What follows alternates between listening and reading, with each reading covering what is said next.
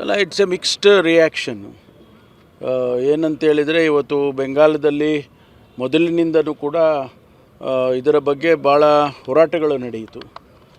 SIRನ ಮಾಡ್ತಕ್ಕಂಥ ಸಂದರ್ಭದಲ್ಲೇ ಕೂಡ ಭಾಳ ಭಾರತೀಯ ಜನತಾ ಪಾರ್ಟಿಯವರು ಮತ್ತು ಎಲೆಕ್ಷನ್ ಕಮಿಷನ್ನವರು ಅವರು ಸರಿಯಾದ ರೀತಿಯಲ್ಲಿ ಆಗ್ತಾಯಿಲ್ಲ ಅಂಥೇಳಿ ಶ್ರೀಮತಿ ಮಮತಾ ಬ್ಯಾನರ್ಜಿ ಅವರು ಹೋರಾಟವನ್ನೇ ಮಾಡಿದರು.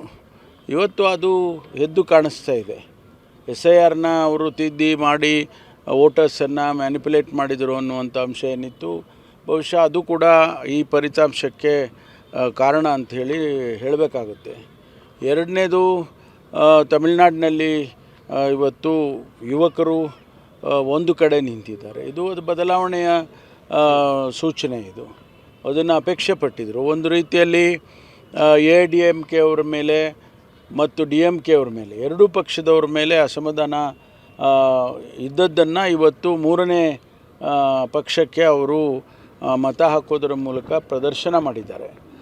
ಇದು ಒಂದು ಹೊಸ ಒಂದು ರೂಪವನ್ನು ತಮಿಳುನಾಡಿನ ರಾಜಕಾರಣದಲ್ಲಿ ಕೊಟ್ಟಿದೆ ಅಂತೇಳಿ ನಾನು ಭಾವಿಸ್ತೇನೆ. ಅವರು ಕೂಡ ಚಲನಚಿತ್ರ ನಟರಾಗಿ ಸ್ವಾಭಾವಿಕವಾಗಿ ಅವರಿಗೆ ಒಂದಿಷ್ಟು ಅಟ್ರ್ಯಾಕ್ಷನ್ ಇರ್ತಾಯಿತ್ತು. ಅದ್ರ ಜೊತೆಗೆ ಬದಲಾವಣೆಯನ್ನು ಬಯಸಿದ್ರು, ಅದು ಕೂಡ ಆಗಿದೆ. ನಮಗೆ ಕೇರಳದಲ್ಲಿ ನಾವು ನಿರೀಕ್ಷೆ ಮಾಡಿದ್ದೆವು.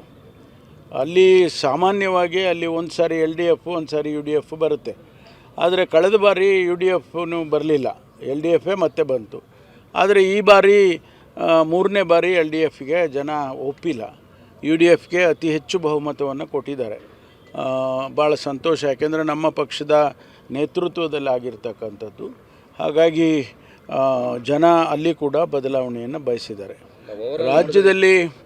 ರಾಜ್ಯದಲ್ಲಿ ಕಾಂಗ್ರೆಸ್ ಪಕ್ಷ ಸುಭದ್ರವಾಗಿದೆ.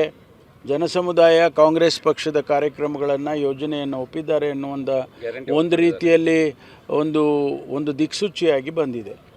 ದಾವಣಗೆರೆ ಇರ್ಬೋದು ಅಥವಾ ಬಾಗಲಕೋಟೆ ಇರ್ಬೋದು. ನಮಗೆ ನಿರೀಕ್ಷೆ ಇತ್ತು, ನಾನು ಮೊದಲೇ ಪ್ರತಿಕ್ರಿಯೆ ಮಾಡುವಾಗ ಹೇಳಿದ್ದೇನೆ, ಎರಡೂ ಗೆದ್ದೀತೇವೆ ನಾವು ಅಂತೇಳಿ. ಇವತ್ತು ಎರಡೂ ಕ್ಷೇತ್ರದಲ್ಲಿ ನಾವು ಗೆದ್ಯೋದ್ರ ಮೂಲಕ ಕಾಂಗ್ರೆಸ್ ಪಕ್ಷ ಸುಭದ್ರವಾಗಿದೆ ಕರ್ನಾಟಕದಲ್ಲಿ ಅಂಥೇಳಿ ಒಂದು ಸಂದೇಶ ಬಂದಿದೆ ಅಂಥೇಳಿ ನಾನಾದರೂ ಕೂಡ ಭಾವಿಸ್ಕೊಳ್ತೇನೆ. ಮತದಾರರಿಗೆ ಅಭಿನಂದನೆಯನ್ನು ಸಲ್ಲಿಸ್ತೇನೆ ಎರಡೂ ಕ್ಷೇತ್ರದಲ್ಲಿ. ಮತ್ತು ನಮ್ಮ ಸರ್ಕಾರ ಏನೆಲ್ಲ ಕಾರ್ಯಕ್ರಮಗಳನ್ನು ಕೊಟ್ಟಿದೆ ಅದನ್ನು ಮುಂದುವರಿಸ್ಕೊಂಡು ಹೋಗೋದಕ್ಕೆ ಒಂದು ದಿಕ್ಸೂಚಿ ಅಂತ ಅದನ್ನು ಕೊಟ್ಟಿದ್ದಾರೆ. ಅದಕ್ಕಾಗಿ ಅವರಿಗೆ ನಾನು ಅಭಿನಂದನೆ ಸಲ್ಲಿಸ್ತೇನೆ.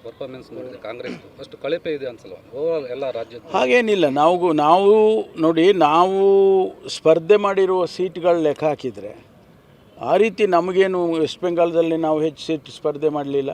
DMK ಇಲ್ಲಿ ತಮಿಳುನಾಡಿನಲ್ಲಿ ಬರೀ 28 ಸೀಟ್ ನಾವು ಸ್ಪರ್ಧೆ ಮಾಡಿದ್ದು.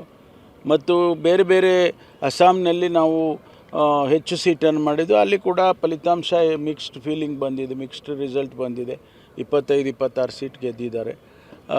ನಿರಾಶೆ ಆಗುವಂಥದ್ದು ಕಾಂಗ್ರೆಸ್ ಪಕ್ಷಕ್ಕೇನಿಲ್ಲ.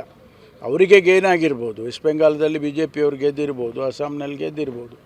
ಆದರೆ ಇಡೀ ದೇಶದಲ್ಲಿ ಒಂದು ಸಂದೇಶ ಮುಂದಿನ ದಿನಗಳಲ್ಲಿ ಗೊತ್ತಾಗ್ತದೆ. ಸರಿ ಸರ್, ಈಗ ಮೇ 20ಕ್ಕೆ CM ಯಾರು ಬರ್ತಾರೆ ಸರ್ ಕಾರ್ಯಕ್ರಮಕ್ಕೆ? ಮೇ 21 ತಾರೀಕಿಗೆ CM ಯಾರು ಬರ್ತಾರೆ? CM ಯಾರು ಬರ್ತಾರೆ ಅಂದರೆ DK ಶಿವಕುಮಾರ್ ಆಗ್ತಾರೆ ಅಂತ ಒಂದು ಇದು ಬರ್ತಡೆಗೆ